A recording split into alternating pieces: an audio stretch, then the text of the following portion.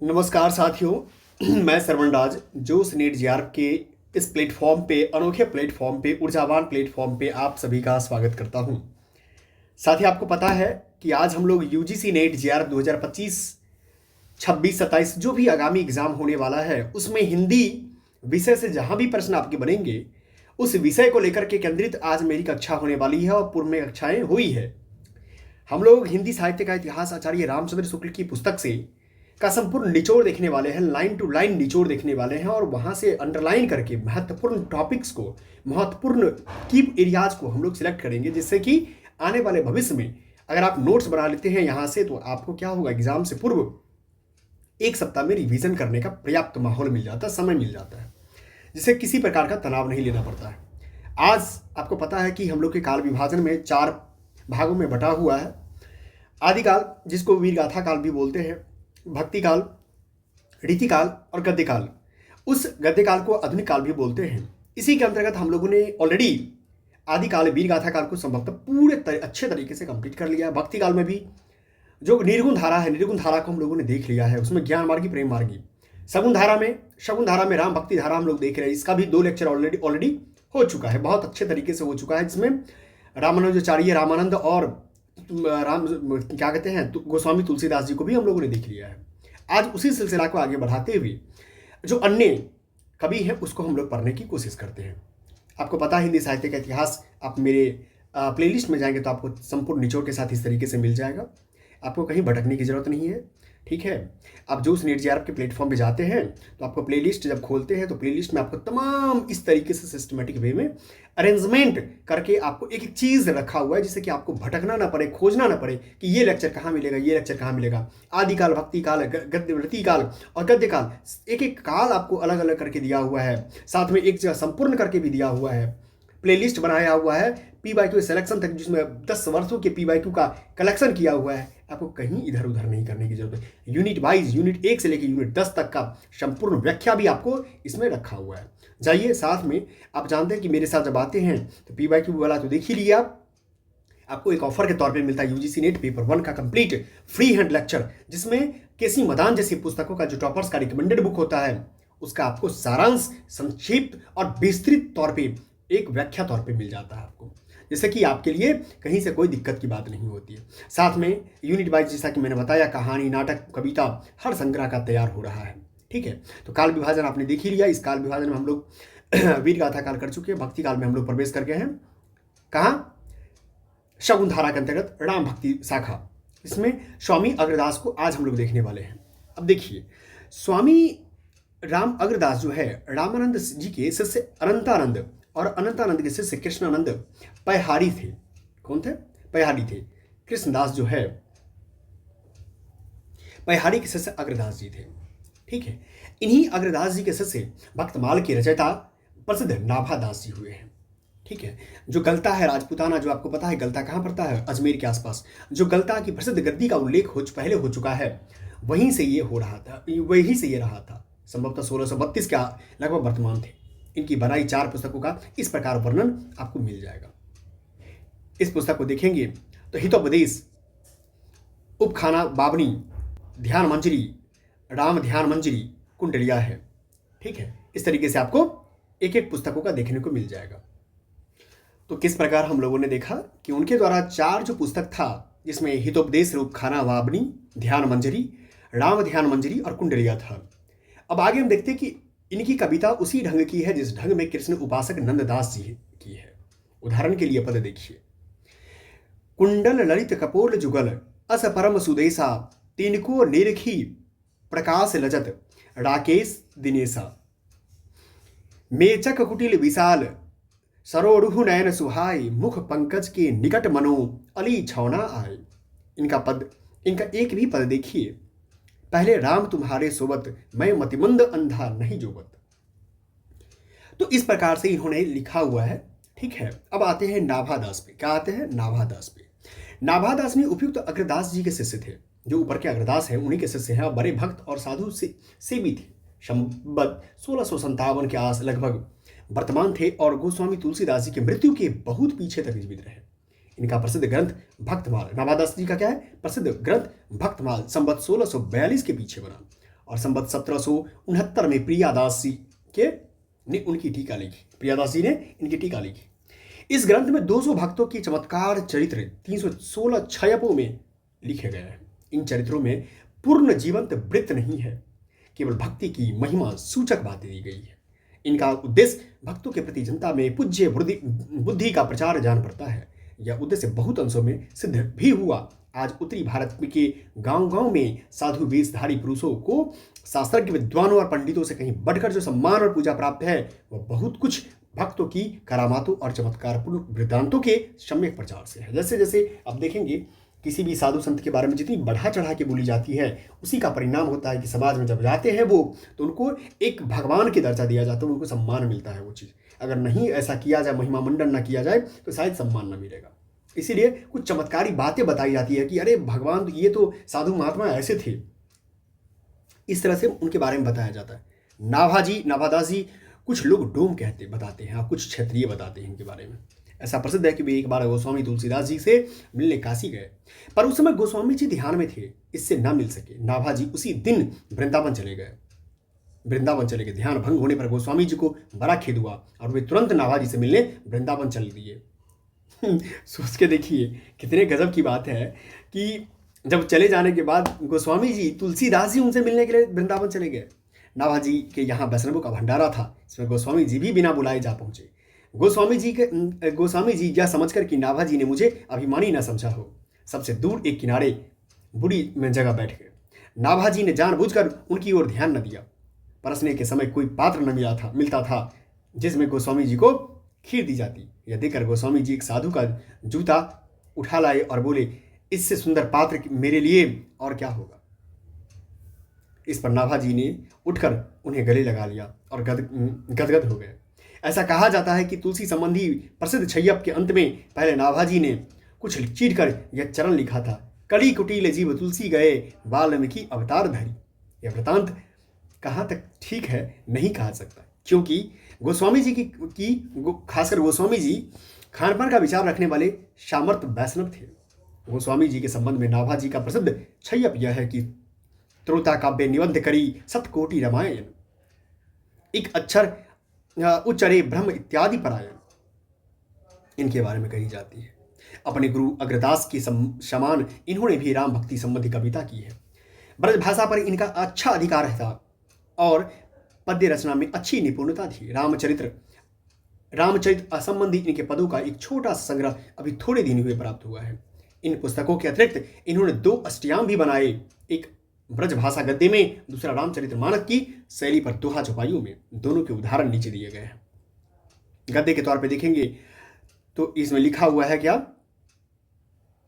तब श्री महाराज कुमार प्रथम श्री वशिष्ठ महाराज के चरण छुए प्रणाम करत है भई, फिरी अपर वृद्ध समाज तिनको प्रणाम करत भई, फिरी श्री राज धीराज जू को जोहार करी के श्री महेंद्रनाथ दशरथ जू के निकट बैठत भई।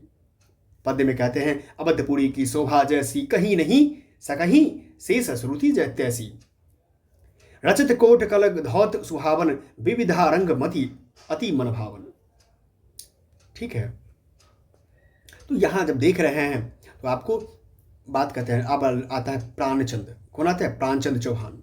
संस्कृत में रामचरित संबंधी कई नाटक है, जिनमें कुछ तो नाटक के साहित्यिक नियमानुसार है, कुछ केवल संवाद रूप में होने के कारण नाटक कहे गए। इसी पिछली पद्धति पर संवत 1667 में इन्होंने रामायण महानाटक लिखा। रचना का ढंग नीचे उद्धृत अंश से ज्ञात हो सकता है। कार्तिक मास पक्ष उजियारा, तीर्थ पुण्य सोमकर वारा। ठीक है, ता दीन कथा सिंह अनुमाना, शाह सलेम दिलीपति थाना। ठीक है, तो इसके बारे में इस तरह से कहते हैं। अब आता है हृदय राम। कौन आता है? हृदय राम। ये पंजाब के रहने वाले और कृष्णदास के पुत्र थे। कौन है? हृदय राम। इन्होंने संवत 1680 में संस्कृत के हनुमान नाटक के आधार पर और भाषा हनुमान नाटक लिखा, जिसकी कविता बड़ी सुंदर और परिमार्जित है। इसमें अधिकतर कविता और सवैये में बड़े अच्छे संवाद हैं। पहले कहा जा चुका है कि गोस्वामी तुलसीदास जी ने अपने समय की सारी प्रचलित काव्य पद्धतियों पर रामचरित का गान किया। केवल रूपक या नाटक के ढंग पर इन्होंने कोई रचना नहीं की। गोस्वामी जी के समय से ही उनकी ख्याति के साथ साथ राम भक्ति के तरंगे भी देश के भिन्न भिन्न भागों में चल उठी थी। किनका? हृदय राम का। अतः उस काल के भीतर ही नाटक के रूप में कई रचनाएं हुई, जिनमें सबसे अधिक प्रसिद्ध हृदय राम का हनुमान नाटक है। ठीक है, इसका याद रखना है पीवीआई के तौर पे। नीचे कुछ उदाहरण दिए जाते हैं। देखन जो पाऊं तो पठाऊं जमलोक हाथ, दूजो न लगाऊं वार करो एक कर को, मीजी मारो उड़ के उखारी भुजदंड हार, तोड़ी डारो बर अबलो की रघुबर को। ठीक है, इस तरह की बात इन्होंने की है हृदय राम ने। ठीक है, सातों दीप सातों इपी कैयप करत, सातों मत रात दिन प्राण है गत गात में। ठीक है, तो राम भक्ति का एक अंग आदि राम भक्त हनुमान जी की उपासना भी हुई है।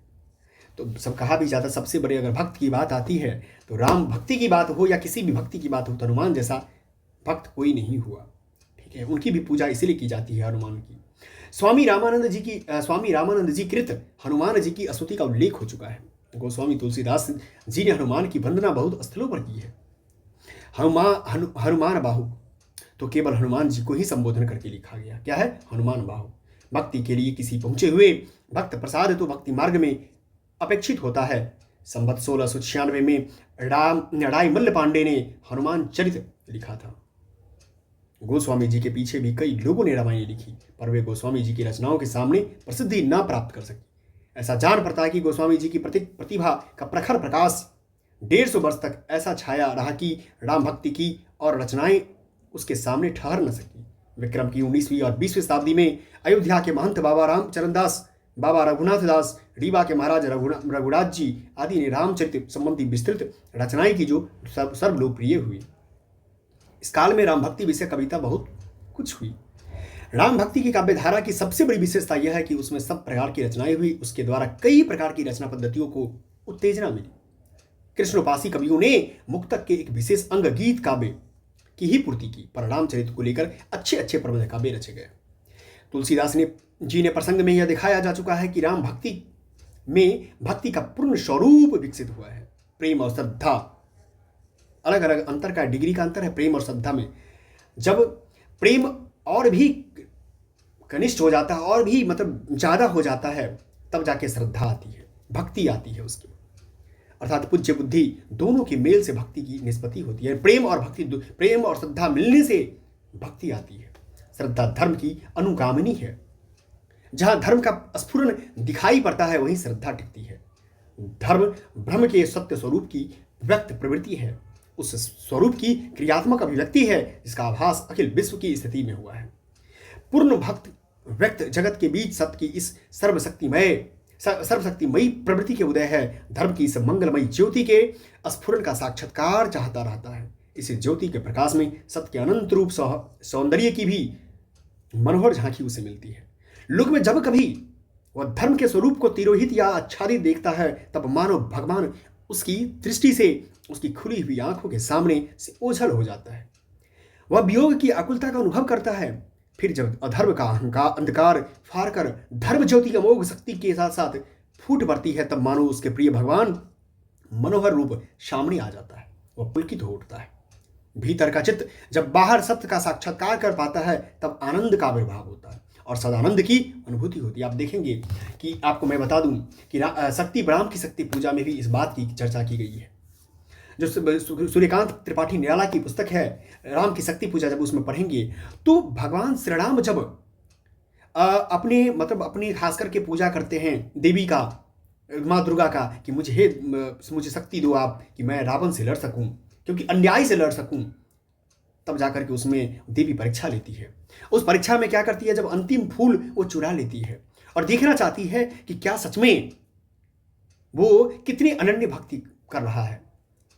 और इसी कड़ी में जब यही कहा जाता है कि जब वो पुलकित तो उठता है, भगवान काफी कष्ट लेते हैं। भीतर का चित्त जब बाहर के सत्य से साक्षात्कार होता है, तब आनंद का आविर्भाव होता है और वही आनंद सदानंद की अनुभूति देता है। यह है सगुण भक्ति मार्ग का पक्ष जो भगवान के अवतार को लेकर चलता है, जिसका पूर्ण विकास तुलसी की राम भक्ति में पाया जाता है। आपने देखा तुलसी की राम भक्ति गोस्वामी तुलसीदास की कितने विस्तृत रूप में किया हम लोगों ने। विनय पत्रिका में गोस्वामी जी ने लोक में फैले अधर्म, अनाचार, अत्याचार आदि का भीषण चित्र खींचकर भगवान से अपना सत्य स्वरूप, धर्म संस्थापक स्वरूप व्यक्त करने की प्रार्थना की है। उन्हें दृढ़ विश्वास है कि धर्म स्वरूप भगवान की कला का कभी न कभी दर्शन होगा। ठीक है, अतः वे यह भावना करके पुलकित हो जाते हैं कि सत्य स्वरूप का लोक व्यक्त प्रकाश हो गया, राम राज्य प्रतिष्ठित हो गया, चारों ओर फिर मंगल छा गया। इसीलिए कहा जाता है, राम राज भयो काज सगुन शुभ, राजा राम जगत विजयी है, समरथ बरो सुजान सुसाहब, सुकृत सेन हारत जितई है। ठीक है, जो भक्ति मार्ग श्रद्धा के अव्यप को छोड़कर केवल प्रेम को ही लेकर चलेगा, धर्म से उसका लगाव न रह जाएगा। यानी क्योंकि आप देखा कि प्रेम मार्ग में भी, खासकर निर्गुण शाखा में प्रेम था, धर्म नहीं था, इसीलिए यह सगुण में आकर के प्रेम और क्या कहते हैं श्रद्धा भक्ति दोनों आ गया, वह एक प्रकार का से अधूरा है। श्रृंगार उपासन माधुर्य भाव आदि की ओर बहुत झुकाव होता जाएगा, धीरे धीरे उसमें गुह्य रहस्य आदि का भी समावेश होगा। परिणाम यह होगा कि भक्ति के बहाने विलासिता और इंद्रिय शक्ति की स्थापना होगी। कृष्ण भक्ति शाखा कृष्ण भगवान के धर्म स्वरूप को, लोक रक्षक और लोक रंजक स्वरूप को छोड़कर केवल मधुर स्वरूप और प्रेम लक्षणा भक्ति की सामग्री लेकर चली। देखिए, ये बात जब हम लोग पढ़ेंगे कृष्ण भक्ति में, तो ये बात जो कही है इन्होंने, ये बात को भी हम लोग तोड़ने की कोशिश करेंगे कि कहते हैं कि लोक रक्षक और लोक रंजक की को बात नहीं किया इन्होंने कृष्ण भक्ति में, सिर्फ और सिर्फ केवल मधुर स्वरूप और प्रेम लक्षणा भक्ति को लेकर के बात की। इस धर्म सौंदर्य के आकर्षण से वह दूर पड़ गई। तुलसीदास जी ने भक्ति को अपने पूर्ण रूप में, श्रद्धा प्रेम समन्वित रूप में सबके सामने रखा। धर्म या सदाचार को उसका नित्य लक्षण निर्धारित किया। अत्यंत खेद की बात है कि इधर कुछ दिनों से एक दल इस राम भक्ति को भी श्रृंगारी भावनाओं में लपेट कर विकृत करने में जुट गया है। तुलसीदास जी के प्रसंग में हम दिखा आए हैं कि कृष्ण भक्त सूरदास जी की श्रृंगारी रचना का कुछ अनुकरण गोस्वामी जी की गीतावली के उत्तरकांड में दिखाई पड़ता है, पर वह केवल आनंद उत्सव तक रह गया है। इधर आकर कृष्ण भक्ति शाखा का प्रभाव बहुत बढ़ा। विषय वासना की ओर मनुष्य की स्वाभाविक प्रवृत्ति के कारण कुछ दिनों से राम भक्ति मार्ग के भीतर भी श्रृंगारी भावना का अनर्गल प्रवेश हो गया है। देखिए, अनर्गल प्रवेश की बात करते हैं राम भक्ति में भी। आप देखते होंगे राम भगवान राम को इतने सजा करके, इतने बढ़ा करके दिखाया गया है, ये अनर्गल प्रवेश मानते हैं। इस श्रृंगारी भावना के प्रवर्तक थे रामचरितमानस के प्रसिद्ध टीकाकार जानकी घाट अयोध्या के रामचरण दास जी, जिन्होंने पति पत्नी भाव की उपासना चलाई। इन्होंने अपनी शाखा का नाम स्वसुखी शाखा रखा। क्या नाम रखा? स्वसुखी शाखा। कभी अगर गलती से पूछ दे कि स्वसुखी शाखा किनका है, तो जानकी घाट याद रखिएगा, रामचरण दास, जानकी घाट के रामचरण दास जी। क्या नाम था? रामचरण दास जी। स्त्री वेश धारण करके पति लाल साहब, यह खिताब राम को दिया गया है। वे से मिलने के लिए 16 श्रृंगार करना, सीता की भावना सपत्नी रूप में करना आदि इस शाखा के लक्षण हुए। रामचरण दास जी ने अपने मत की पुष्टि के लिए अनेक नवीन कल्पित ग्रंथ प्राचीन बताकर अपनी शाखा में फैलाए, जैसे लोमस संहिता, हनुमत संहिता, अमर नारायण, भुसुंडी रामायण, महारामायण 5 अध्याय, कौशल खंड, राम नवरतन, महारासोत्सटिक, ये सब चीज को लखनऊ में छपा था। कौशल खंड में राम की रास लीला, बिहार आदि के अश्लील व्रत कल्पित किए गए हैं, जो कहा गया है कि रास लीला तो वास्तव में राम ने की थी, उन्होंने कौशल खंड में कही गई। राम अवतार में 99 रास वे कर चुके थे, एक ही शेष थे जिसके लिए उन्हें फिर कृष्ण रूप में अवतार लेना पड़ा। ये बता रहे हैं। इस प्रकार विलास करड़ा में कृष्ण से कहीं अधिक राम को बढ़ाने की होड़ लगाई गई।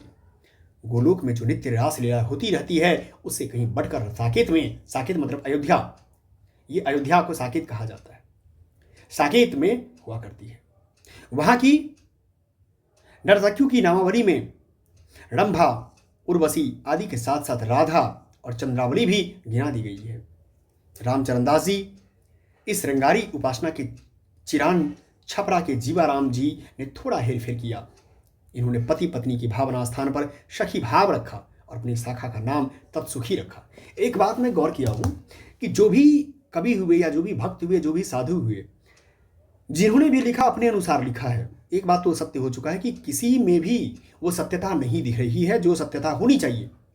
कबीर राम को अलग नजरिए से देखते हैं, रामचरितमानस में तुलसीदास अलग तरीके से देखते हैं, बाद के रामचरण दास जी अलग तरीके से देखते हैं। इसीलिए जिनको जैसा लगा राम के बारे में जानने का, समझने का, वो अपने मन से लिखते चला गया।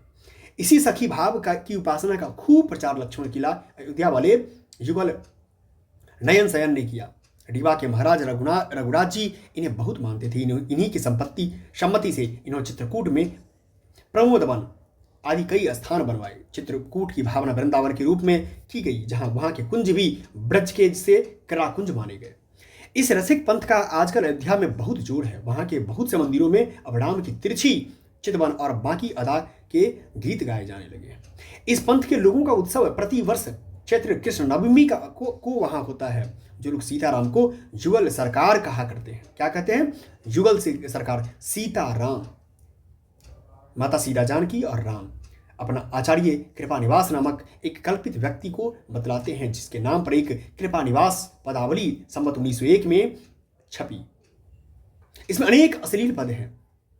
अब जैसे देखना हो तो निबि कर सत विरति प्यारी, रस लंपट सुमपट कर जोरत पद पर सत पुनि लय बलिहारी। इस तरह की बातें इन्होंने इसमें की है।